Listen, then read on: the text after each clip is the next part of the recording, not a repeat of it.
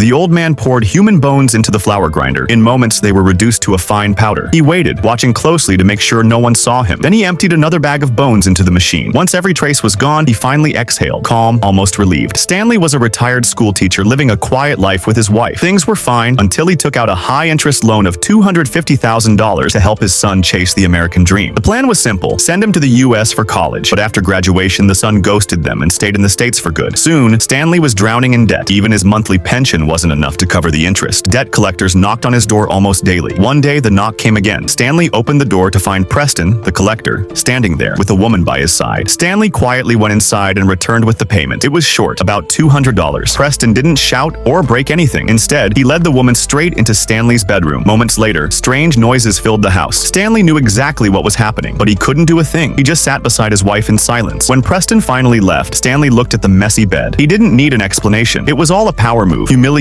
disguised as debt collection. But the loan still had to be paid, so he swallowed his rage. His wife's health declined soon after. Stanley went to the bank, withdrew the last of their savings, and planned to take her to the hospital. But Preston showed up outside and snatched the money from his hands. That time, Stanley was furious but helpless. Preston even made him push his car like some hired help. Still, Stanley held on to his dignity. He spent his free time helping underprivileged kids pay school fees. He even bought cakes for their birthdays. Then one day, Preston stormed into their house again, announcing he'd be selling it off to recover the debt. This home was all Stanley and his wife had left. Preston couldn't care less. That's when his eyes landed on a little girl playing nearby. He handed her some cash. No reason, no context. And Stanley knew instantly his intentions weren't good. He rushed to the police station. But as soon as he saw Preston casually chatting with the police chief, he understood. No help was coming from there. That night, Preston returned. He walked into Stanley